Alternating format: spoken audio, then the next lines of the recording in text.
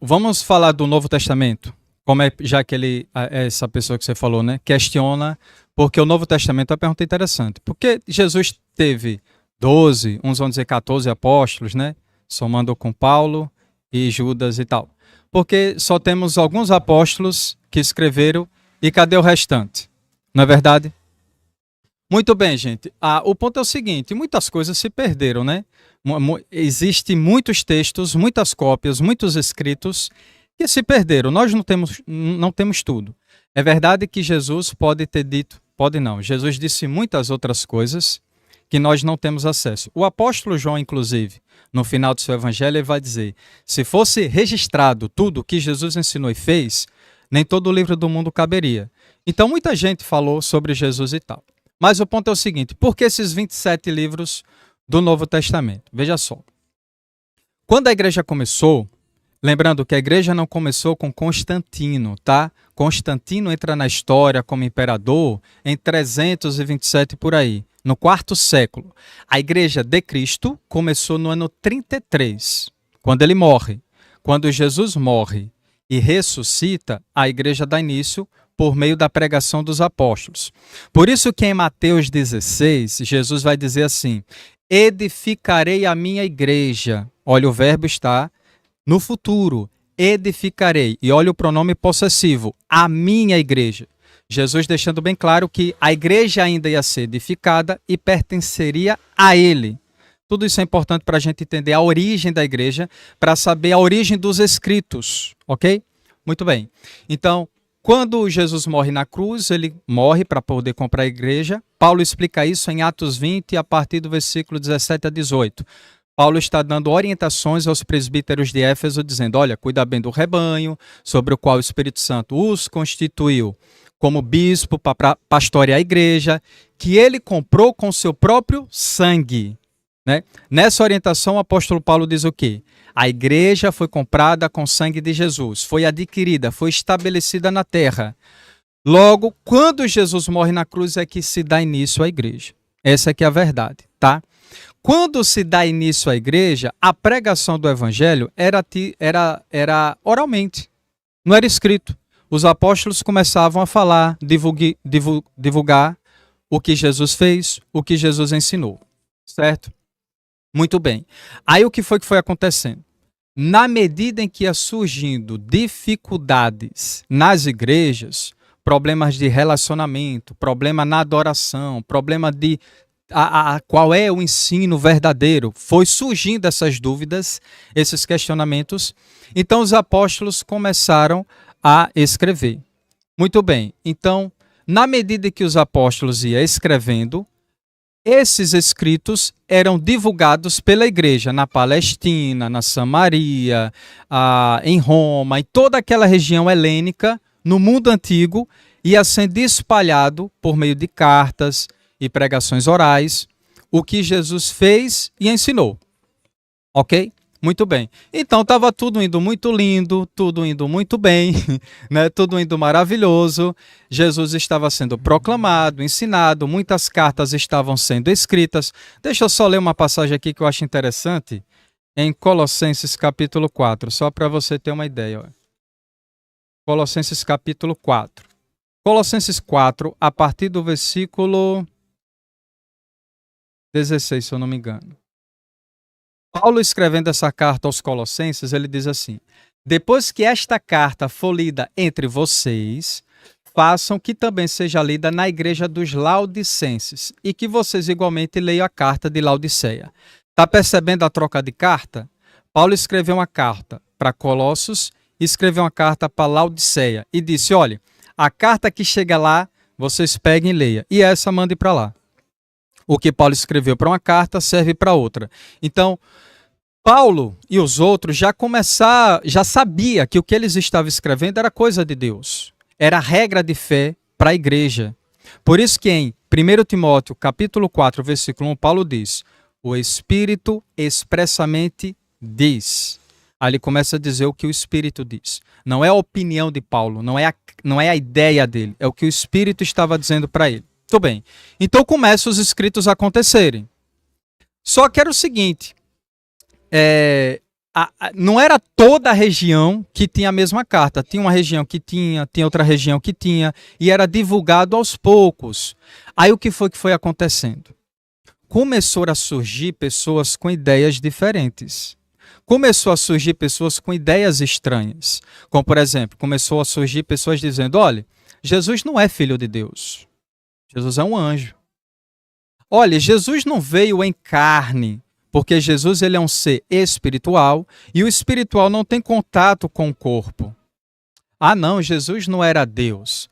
Ele era um ser poderoso, mas não ao ponto de ser Deus. Começaram a surgir ideias que não eram ideias originais, primárias, sobre Jesus e seu evangelho. E começaram a escrever essas coisas. Então começou essa dúvida. Ué, Jesus é em corpo ou não? Jesus é divino ou não? Inclusive, tinha escritos que dizia que você é salvo por meio das esmolas. Se você der esmolas, você estará purificando sua alma e será salvo. Então, e o sacrifício de Cristo? Começou a colocar dúvida o que era pregado originalmente pelos apóstolos. Muitos escritos. Sem falar que os judeus, a igreja começou entre os judeus, né? Muitos judeus, apesar de terem a fé em Jesus, começaram a trazer coisas do judaísmo para dentro do evangelho. Então, o que está acontecendo aqui? 3 coisas estavam acontecendo na época da igreja primitiva. Primeiro, vamos lá, para juntar as ideias agora. O judaísmo estava entrando na igreja, trazendo ideias judaicas. O gnosticismo, essas doutrinas que eu falei é de um movimento que hoje é chamado gnósticos, estavam entrando na igreja trazendo essas ideias também. E a filosofia, os estoicos, essas filosofias que às vezes se parecem com religião, estava sendo simpatizante das ideias sobre Jesus também e alterando algumas coisas. Então a igreja começou a ficar confusa. Peraí. Precisamos ter cuidado, porque está havendo várias ideias sendo acrescentadas e tiradas a respeito do que a gente recebeu primariamente. Então surge um homem, mais ou menos em 150 depois de Cristo, já 150. Não existia igreja católica ainda, tá? A igreja católica só vai surgir no 4º século, estamos no 2º. Surge um homem chamado Marcião, que era fanzaço do apóstolo Paulo. Ele se apresentava como apóstolo, mas defendia os pensamentos gnósticos. Então ele fez o quê? Porque é o seguinte, para você entender um pouco sobre o pensamento, tô falando muito, né? Não, pode falar à vontade.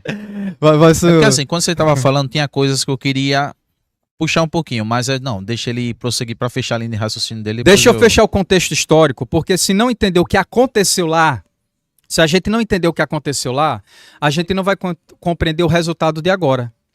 Já estou acabando. Surge esse homem chamado Marcião, que se apresentava como apóstolo, mas defendia ideias gnósticas. Para você entender quais são as ideias gnósticas nesse sentido, é o seguinte. Eles acreditavam que existiam 2 deuses, um bom e um mal. O mal fez a matéria, o bom fez o espírito. Então, como ele gostou de Jesus do evangelho, ele entrou na igreja trazendo essas ideias gnósticas, dando uma nova interpretação. Dizendo o quê? Olha, o Deus verdadeiro é o Deus de Jesus, que é um Deus de amor, de perdão e misericórdia. O Deus dos judeus, do Antigo Testamento, não é de Jesus, porque é um Deus que tem lei, pune e joga no inferno.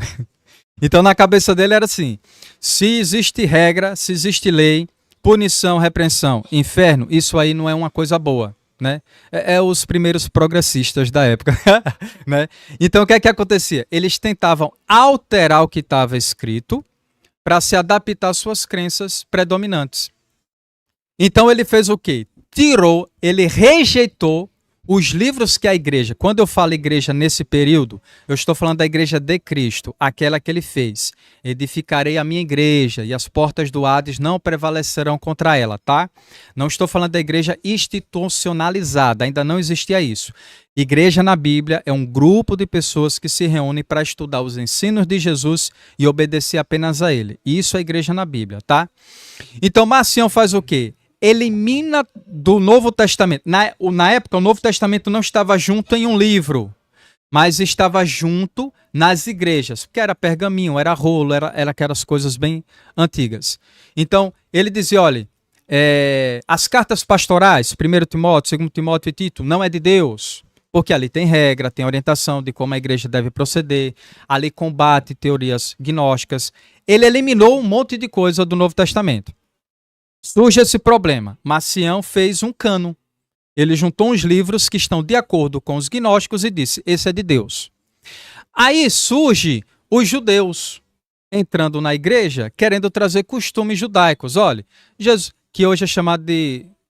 Se bem que os messiânicos são diferentes dessa época. Se você olhar Atos 15, você vai ver que a igreja já tinha problema com os judeus que queriam trazer a circuncisão e a proibição de algumas outras coisas da antiga aliança, né? Você vai ver isso em Atos 15. Então tinha o problema dos judeus trazendo a antiga aliança para dentro da igreja. E tinha o problema da filosofia grega, dos pensamentos, dos religiosos em geral. Então a igreja, os bispos da igreja, a liderança primária daquela época chegou o seguinte: a gente precisa deixar bem claro quais são os livros que são de Deus. Porque ainda surgiu outro, Montano, um tal de Montano, isso quase no final do segundo século já, 190, 180. Ele dizendo o quê? Já estou finalizando, viu, André? Não, pode ficar à vontade. Ele dizendo o quê? Olha, Deus ainda faz revelações, e aqui nós temos duas profetisas, uma era Priscila, a outra era... Esqueci, duas profetisas, e que elas têm a mesma autoridade apostólica. Aí a igreja ficou assim, peraí, qual é o evangelho? Qual é o verdadeiro Jesus? Qual realmente é o ensino dos apóstolos? Porque está havendo revelações que contrariam, está havendo interpretações que é diferente ao que a gente recebeu oralmente. Então a igreja primitiva, antes da igreja católica, tá? Eu acho importante deixar isso bem claro, decidiu fazer o quê? Olha, a gente precisa deixar bem claro quais são os escritos apostólicos. Aí você vai ver vários escritos, eu até mencionei aqui, ó, uma colinha aqui. Você vai ver o fragmento de Muratoriano citando a carta de Pastor de Hermes. Pastor de Hermes é uma carta apócrifa que conta sobre... É como se fosse uma pregação. É um escrito bom, não fere a sã doutrina, mas não é inspirado. Então, esse texto de Muratori, ele foi escrito mais ou menos no ano 200, falando bem da carta, mas dizendo, não é autoridade apostólica, porque foi escrito recentemente. Ou seja, os escritos dos apóstolos foram mais próximos de Cristo, né? Aí você vai ver Irineu, de Lyon, combatendo essa ideia de acrescentar outros livros além dos apóstolos. Você vai ver Clemente de Roma, citando o que nós temos hoje como Novo Testamento, como revelação inspirada por Deus. Ou seja, isso antes do século IV. Isso no final do primeiro século já, ainda. Ano 150 a 200. O que é que eu estou querendo dizer? Nesse período, a igreja já sabia com clareza qual eram os escritos apostólicos e inspirados por Deus e sabia o que não era. Então a igreja já sabia e negava todos os outros. O que foi que o Concílio de Nicéia fez?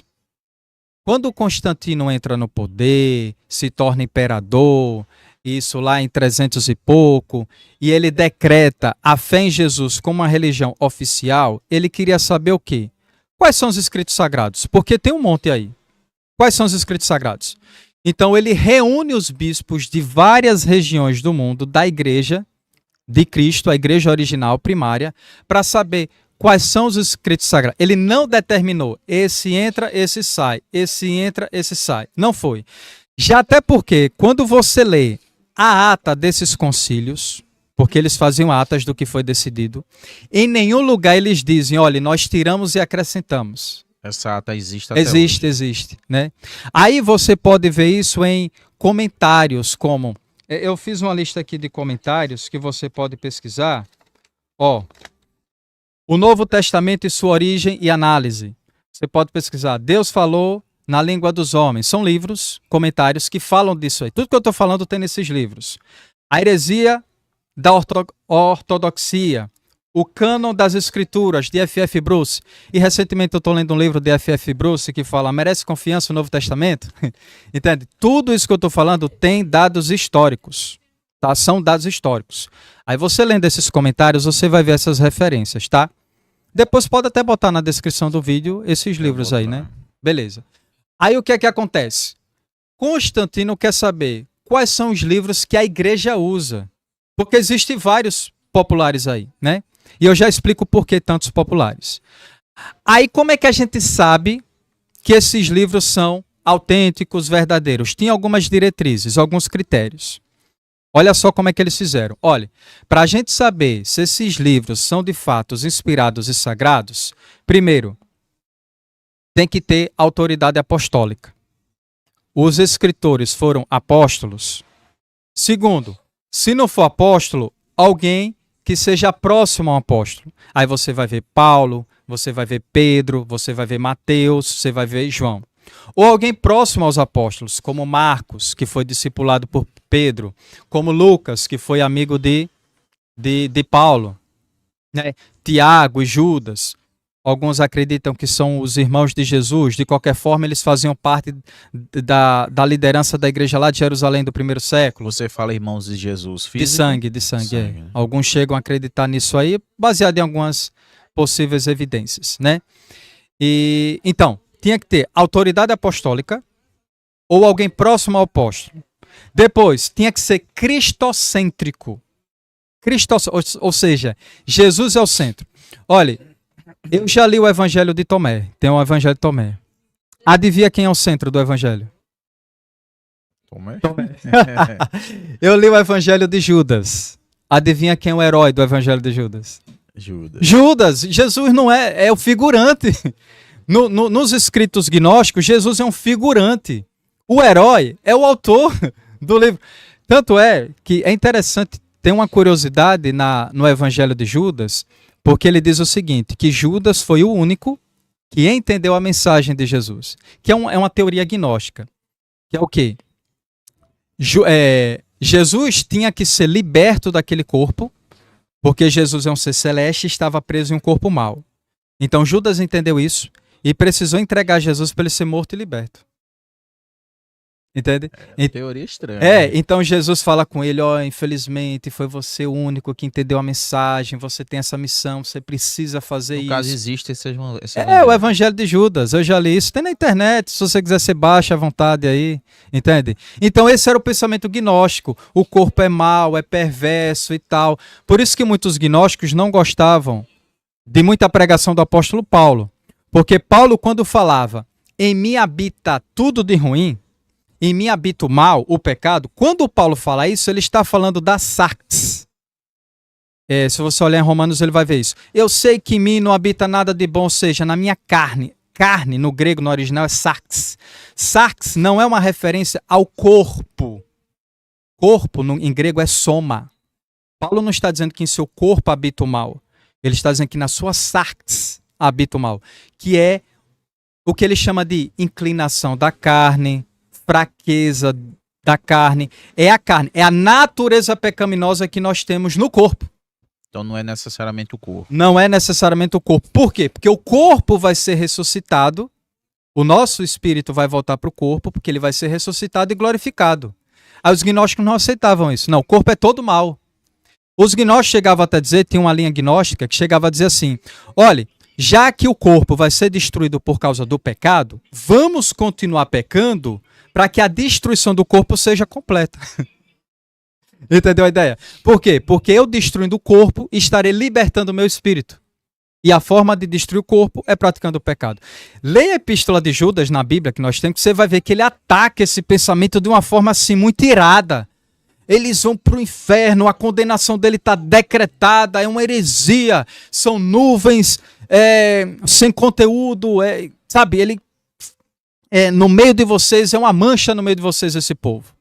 Porque distorce o evangelho. Entendeu? Então existia isso. Mas existe a possibilidade de realmente ter sido escrito por Judas ou alguém que se passou por Judas? Aí é onde entra. É alguém que se passou por Judas, né?